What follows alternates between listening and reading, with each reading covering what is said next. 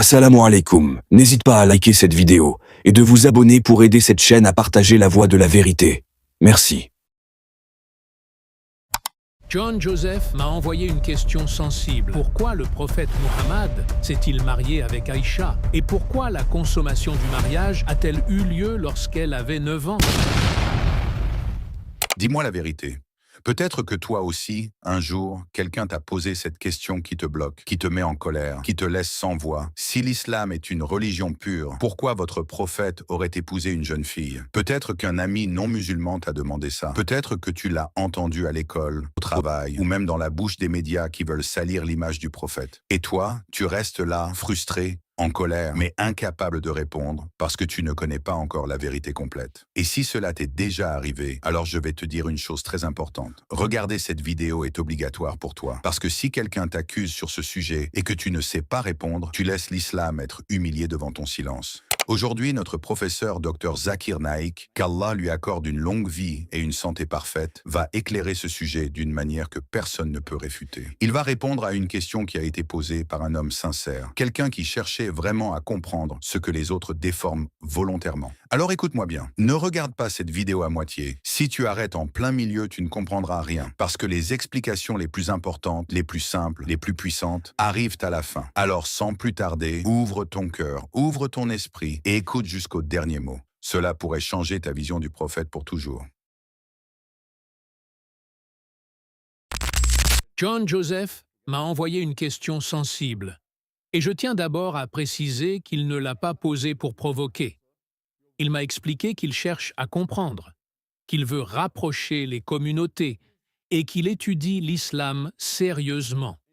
C'est pour cela qu'il m'a demandé pourquoi le prophète Muhammad, paix et bénédiction sur lui, s'est-il marié avec Aïcha? Et pourquoi la consommation du mariage a-t-elle eu lieu lorsqu'elle avait 9 ans? Et il me demandait également si cela pouvait être considéré, que Dieu nous en préserve, comme un comportement pédophile. Avant de répondre, je lui ai dit que s'il écoute jusqu'au bout, sa vision changera entièrement. Parce que la réponse n'est pas émotionnelle, elle est basée sur des faits, des contextes historiques, des données médicales et des sources authentiques. Les textes les plus fiables en islam, comme Sahih al-Bukhari et Sahih Muslim, rapportent que le contrat de mariage avec Aïcha a été établi lorsqu'elle avait 6 ans et que la consommation du mariage s'est faite lorsqu'elle avait atteint la puberté, à 9 ans. Les chaînes de transmission sont parfaites, acceptées par tous les savants. Cela ne fait pas l'objet d'un débat sérieux parmi les spécialistes de la science du hadith. Certains essaient d'introduire des théories modernes pour dire qu'elle avait 19 ans, mais ces théories ne reposent sur aucune source fiable. Elles ne sont là que pour essayer d'apaiser les non-musulmans au prix de la vérité. La vraie question n'est donc pas « est-ce que c'est authentique ?» La vraie question est « comment comprendre cela dans son vrai contexte ?» Pour répondre, il faut commencer par remettre l'histoire à sa place. Aujourd'hui, les gens jugent un événement vieux de 14 siècles avec des lois et des normes modernes, sans tenir compte du monde dans lequel vivaient les gens à cette époque. Et pas seulement en Arabie, mais partout sur Terre. Pour comprendre correctement, il faut regarder comment fonctionnait le monde entier et pas seulement l'Arabie. Il y a 14 siècles, mais même il y a seulement 100 ans. Il était courant dans de nombreuses sociétés que des filles se marient autour de l'âge de la maturité.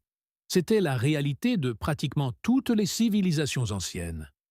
Les archives historiques montrent que des figures importantes de l'histoire chrétienne et européenne ont vécu des mariages semblables. Par exemple, des personnalités comme Saint Augustin, par exemple, une figure majeure du christianisme, s'est marié avec une fille de 10 ans. Richard II d'Angleterre a été marié à une fillette d'environ 6 ans et 10 mois. Et Henri VIII se sont unis à des filles très jeunes, selon les normes actuelles. Ce ne sont pas des sources islamiques, mais bien des données historiques, documentées par leurs propres traditions. De plus, les institutions religieuses occidentales elles-mêmes permettaient ces unions jusqu'à une époque très récente. L'Église d'Angleterre autorisait, au début du XXe siècle, le mariage de filles à un âge aujourd'hui considéré comme trop jeune. Quant à certaines lois du droit canonique, elles ont maintenu ces possibilités jusqu'à la fin du XXe siècle. Ce n'est que récemment que les sociétés ont commencé à fixer des âges stricts. Même aujourd'hui, dans plusieurs pays occidentaux, l'âge légal du mariage varie énormément. Aux États-Unis, par exemple, la majorité des États permettent encore un mariage avant 18 ans, avec le consentement des parents ou une décision judiciaire. Certains États ont des règles très souples et d'autres n'ont même pas fixé d'âge minimum clair dans la loi. Cela montre que le concept d'âge légal n'est pas universel et dépend entièrement de normes culturelles changeantes. Revenons maintenant à la vision islamique. En islam, il existe une règle claire. On ne peut commencer la vie conjugale qu'après la maturité. Le contrat peut être établi avant, mais la vie de couple commence uniquement après que la personne ait atteint un développement physique confirmé. Et Aïcha, elle-même, a affirmé qu'elle avait atteint cette maturité au moment où elle a rejoint la maison du prophète. Ce point est fondamental. Beaucoup de gens pensent, à tort, que la maturité arrive partout au même âge. Pourtant, la médecine moderne confirme que dans les pays chauds, le développement arrive plus tôt. Aujourd'hui encore, il n'est pas rare qu'une fille atteigne sa maturité autour de 9 ans. Ce n'est donc pas un phénomène étrange, ni quelque chose d'anormal dans le climat où vivaient les Arabes. Il faut également rappeler que si cet événement avait été choquant dans la société du prophète, ses opposants, qui cherchaient la moindre occasion pour le discréditer, l'auraient immédiatement utilisé contre lui. Pourtant, aucun d'entre eux n'a critiqué ce mariage. Pourquoi? Parce qu'ils vivaient tous dans le même contexte social, et rien dans cette union n'était considéré comme problématique à leur époque. Enfin, pour comprendre ce mariage, il faut regarder la mission prophétique dans son ensemble. Le premier mariage du prophète a eu lieu lorsqu'il avait 25 ans, avec Khadija, qui en avait 40. Il a vécu 25 ans avec elle, fidèlement, sans chercher une épouse plus jeune, alors que cela aurait été facile socialement pour lui. Après sa mort, les épouses qu'il a choisies étaient principalement des femmes âgées, veuves ou divorcées. Cela montre clairement que ces mariages n'avaient rien à voir avec des motivations personnelles. Il s'agissait de responsabilité, de soutien social, de protection et de transmission du savoir. Dans le cas d'Aïcha, il y avait une mission unique. Elle allait devenir l'une des plus grandes savantes de l'islam. Elle a rapporté plus de 2000 récits, conseillé les compagnons, enseigné la jurisprudence, corrigé des erreurs d'interprétation et transmis des connaissances essentielles. Et cela n'aurait jamais été possible si elle avait rejoint le foyer du prophète à un âge plus avancé, car elle n'aurait pas eu le temps d'apprendre auprès de lui avant son décès. Après avoir clarifié la question du contexte historique, mondial et religieux, il est nécessaire de revenir sur un point fondamental.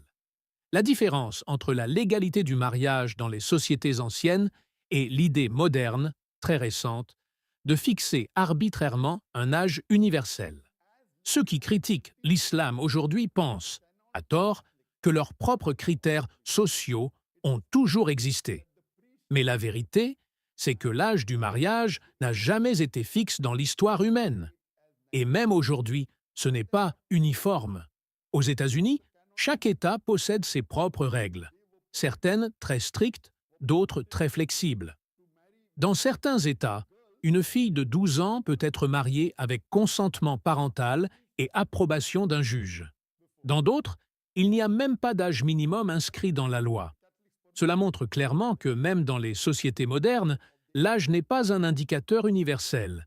C'est un critère subjectif, basé sur des normes culturelles et politiques, et non sur une réalité biologique ou religieuse.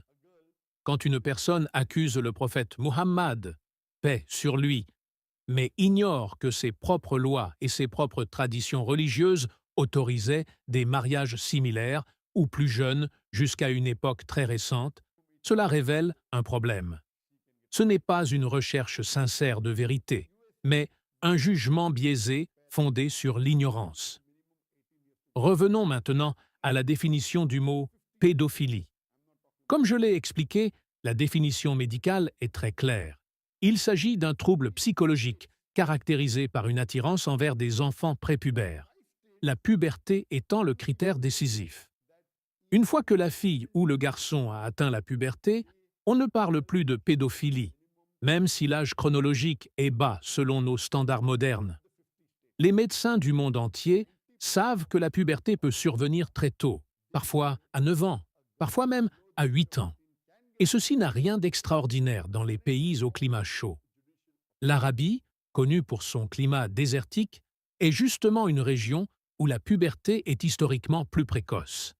Aïcha elle-même a dit qu'elle avait atteint la puberté au moment de vivre avec le prophète, paix sur lui. Donc, selon les critères médicaux, religieux et biologiques, il n'y a absolument aucun lien avec la pédophilie. Ce n'est pas une opinion personnelle, c'est un fait scientifique. De plus, certains oublient que dans la tradition islamique, ce mariage ne s'est jamais fait dans la précipitation. Le contrat a eu lieu lorsqu'elle vivait encore chez son père. Elle a continué sa vie dans sa famille jusqu'à ce qu'elle atteigne la maturité biologique. Ce n'est qu'à ce moment que le mariage a été consommé, conformément aux règles strictes établies par Dieu dans le Coran. Le mariage en islam n'est pas seulement une union physique, mais aussi une protection, un foyer, un transfert de connaissances, une responsabilité morale et sociale. Et ceux qui accusent oublient aussi quelque chose d'essentiel. Si ce mariage avait été choquant ou insultant, les ennemis du prophète à son époque, qui cherchaient la moindre faute, l'auraient immédiatement utilisé contre lui. Or, aucun d'entre eux ne l'a jamais critiqué sur ce point. Pas un seul.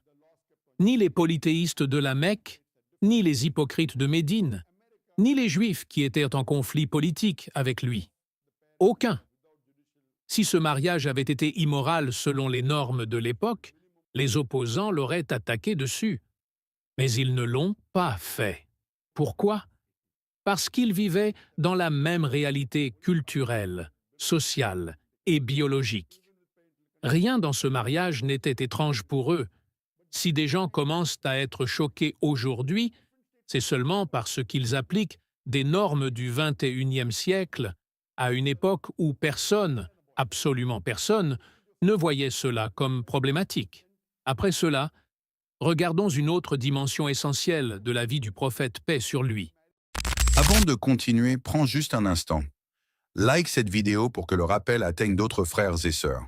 Et abonne-toi maintenant, car les prochaines vidéos contiendront des enseignements que tu ne veux absolument pas manquer.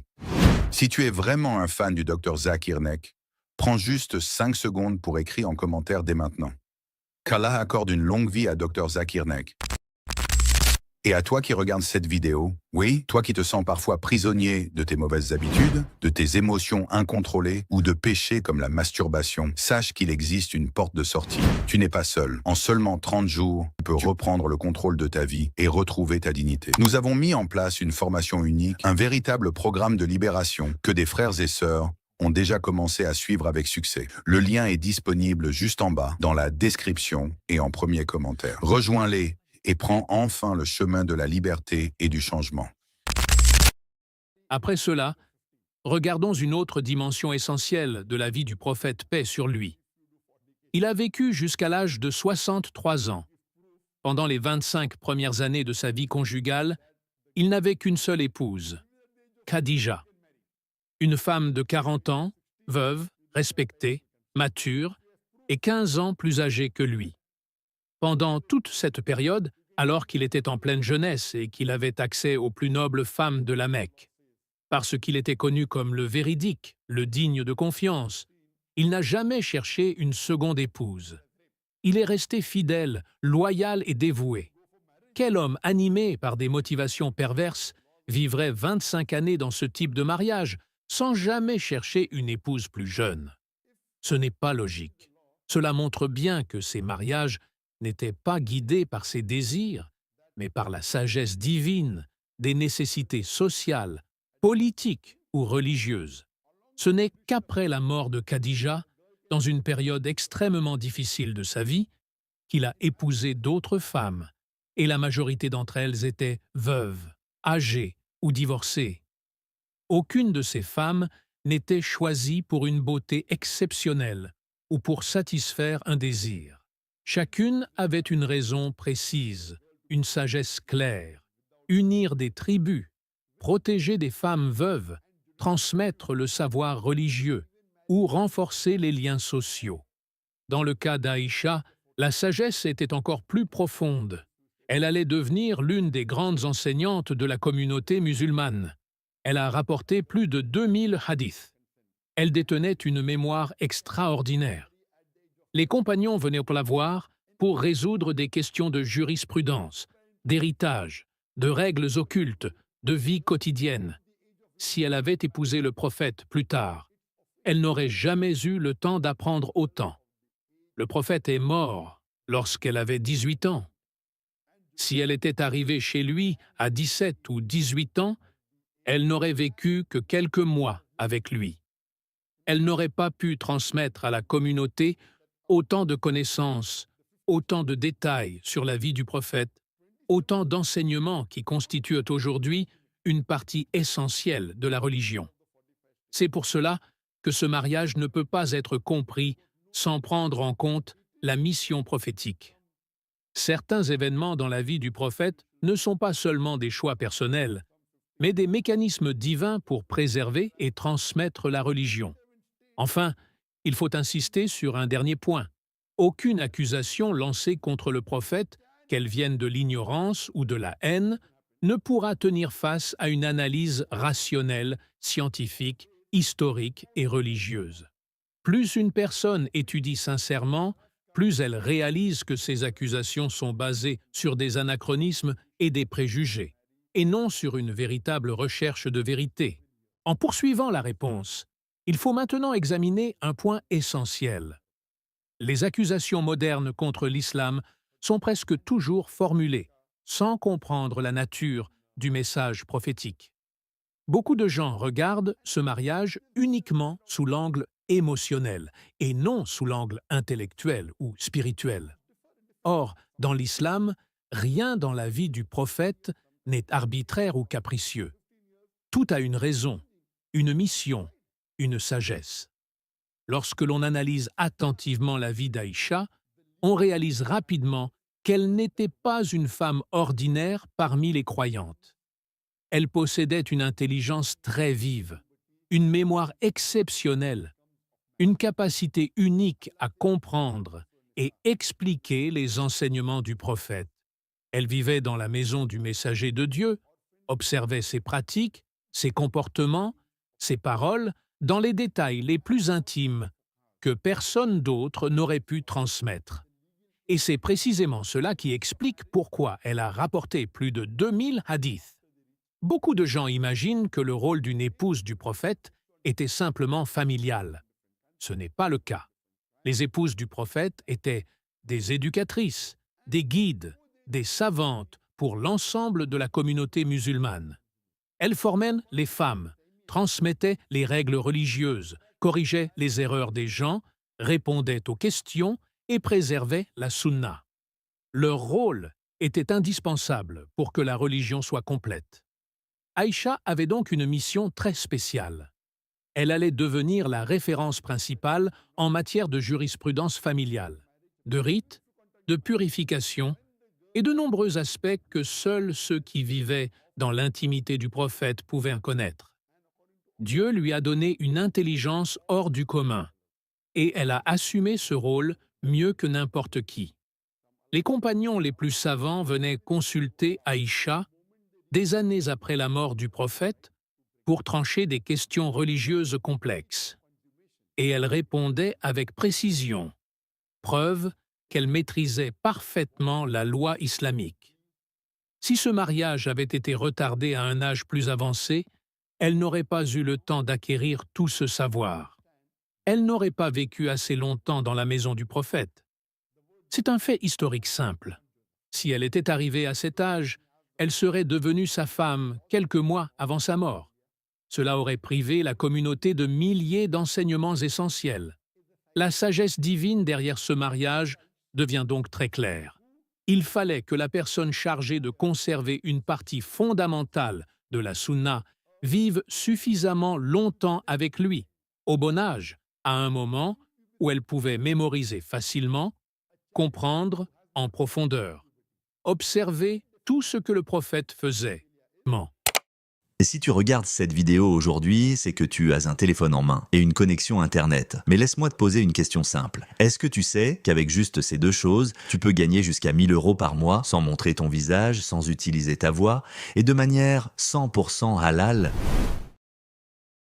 Non, ce n'est pas une promesse vide, ce n'est pas un rêve, c'est ce que propose officiellement le sponsor de cette vidéo.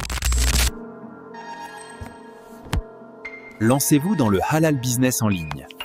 Et je vais t'expliquer exactement pourquoi je te parle de ça. J'aurais pu accepter le sponsoring, lire 2 lignes et encaisser l'argent. Mais non, par respect pour mes abonnés, pour mes frères et sœurs, j'ai décidé d'ouvrir le guide page après page, du début jusqu'à la fin. Je voulais savoir si c'était du sérieux ou une arnaque de plus. Et franchement, j'ai été surpris, parce que ce guide révèle des stratégies que beaucoup de gens gardent secrètes pour eux, des méthodes concrètes, applicables, réalistes et totalement conformes à nos valeurs. Pas de haram, pas de mensonges, pas de business douteux. Et la chose qui m'a le plus marqué, le créateur de cette formation n'a pas fait ça pour l'argent, mais pour aider la communauté. Il a mis à disposition ce qu'il aurait pu vendre des centaines d'euros, juste pour que d'autres musulmans puissent avancer sans compromettre leur religion. Et moi aussi, après avoir tout analysé, j'ai décidé de soutenir et de participer à ce projet. Aujourd'hui, le guide est enfin disponible, et honnêtement, je pense que beaucoup d'entre vous attendaient quelque chose comme ça. Je te laisse le lien en description et en premier commentaire. Et j'ai vraiment l'espoir que tu me diras un jour « Merci, je n'ai pas regretté ». Le prophète ne s'est jamais marié pour des raisons de plaisir personnel. Chacun de ses mariages avait un objectif religieux ou social. L'observer honnêtement suffit pour s'en rendre compte. Encore une fois, Aïcha elle-même a confirmé qu'elle avait déjà atteint la puberté lorsqu'elle a rejoint la maison du prophète. Ce n'est pas une supposition, ce n'est pas une théorie, ce sont ses propres paroles. Et personne, dans sa société, n'a jamais estimé que cela posait un problème moral. Une personne qui accuse aujourd'hui doit donc d'abord se demander sur quoi repose son jugement, sur les normes de sa culture, sur ses émotions, sur des influences médiatiques, parce qu'un jugement sérieux doit reposer sur la science, l'histoire et les textes authentiques, pas sur des sentiments. Il faut également rappeler que les ennemis du prophète, à son époque, étaient prêts à exploiter la moindre occasion pour le discréditer. Ils l'ont accusé de magie, de mensonge, de folie, d'être possédé, de diviser les familles, mais jamais ils ne l'ont accusé sur ce mariage. Jamais. Et ces gens n'étaient pas tendres. Ils cherchaient les failles, les rumeurs, tout ce qu'ils pouvaient utiliser. Mais ils ne l'ont pas fait. Tout simplement parce que, pour eux, ce mariage était parfaitement normal. Si cela avait été immoral dans la société arabe, ils auraient été les premiers à s'en servir pour attaquer le prophète. Mais ils ne l'ont pas fait. C'est la preuve la plus claire que la société dans laquelle vivait le prophète ne voyait aucun problème dans cette union.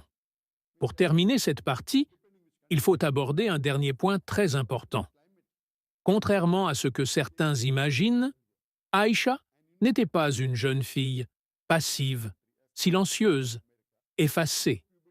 Elle était l'une des femmes les plus brillantes de son époque.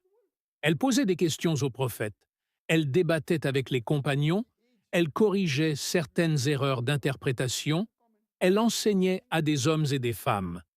Elle commentait le Coran, elle expliquait les jugements religieux avec une maturité que très peu de personnes possédaient. Son intelligence a marqué l'histoire de l'islam. Elle a formé plus de 80 grands savants. Elle a laissé derrière elle un héritage immense qui dépasse le rôle de la plupart des savants de l'époque.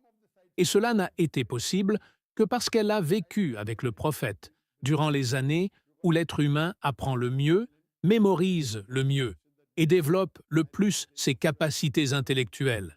Rien dans tout cela n'est un hasard. Rien n'est arbitraire. Tout est parfaitement cohérent lorsque l'on prend le temps d'étudier sérieusement.